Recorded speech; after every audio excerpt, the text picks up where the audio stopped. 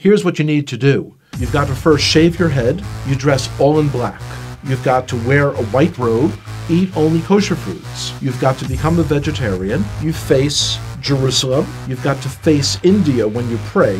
You pray only in Hebrew, and you grow a nice big beard. And if you do all of those outward cultural things, you'll discover the God of the universe.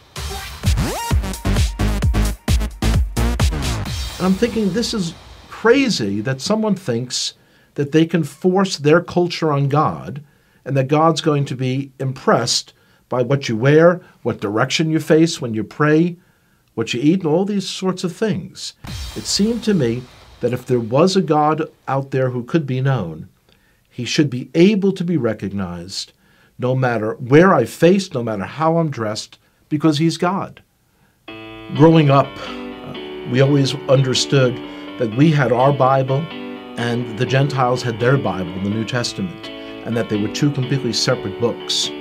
Because the only people I knew who were believers in Jesus were all people in our public school who were Italian Catholic, I imagined that Jesus was Italian.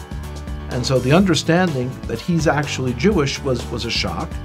And then to hear that the New Testament was written by Jews, I couldn't believe it. My expectation was that the New Testament was like my grandparents had told me. It was a book on how to persecute the Jews, and something you should stay away from. Of course, when you're told you should stay away from something, curiosity gets the best of you, and you've got to see it. When I opened the New Testament, I was expecting to find a handbook on how to persecute the Jews. My grandparents had warned me that it was written by people who killed the Jews. That's what I was expecting to see, and yet when I'm opening it, I'm reading a story written by Jews about Jewish people. The New Testament was a fascinating book. And so as I opened this book in the library, I kind of looked around, made sure that none of my friends had seen me taking a Christian Bible off the shelf. And I opened it. Here's the first sentence.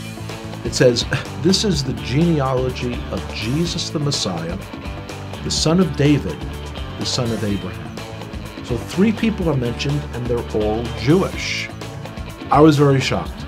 And as I continued to read, I'm reading the story of a Jewish man who was born in a Jewish village, in a Jewish country, and one day walks into a synagogue and announces that he is the Messiah. The more I read the words of Jesus, the more I became attracted to him. It was as beautiful as anything I had ever read in any other part of the Bible.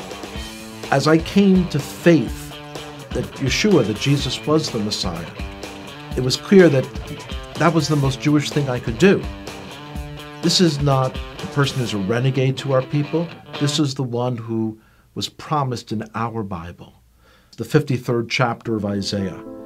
It is astonishing. If you would just read that chapter, just without the Bible being around it, you would say, oh, this is some Christian Bible. This is Jesus. When you realize, though, that it's in the middle of our Bible, our Jewish Bible. When I first came to faith, I dared not tell my father, because this is a time period in the 1970s when there were lots of gurus and cults, and he was very concerned about me getting involved in some crazy sect and going off someplace.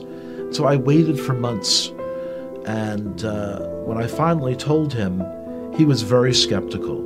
On his own then, he started to read about Jesus as well. About 1.5 years later, I told him that the fellow who wrote one of the books that he had read, that this fellow was giving a lecture in the city of New York. And he agreed to come out to hear that person. And one of the most amazing moments of my life was the speaker said, "Would everyone here who is a Jewish believer in Jesus, would you raise your hand?" And I raised my hand. My father also raised his hand. And I looked over and I said, "Pop," he didn't say would all the Jews raise their hand. He said, would all the Jewish believers in Jesus raise their hand? And my father looked over and he said, yes, I heard what he said. The decision to come to faith in Jesus as the Messiah was not something that was a momentary lark. It wasn't something that was a passing fad. And I could see changes in myself that I knew were not from within myself. I had kind of tapped in to a truth for our Jewish people that was very powerful.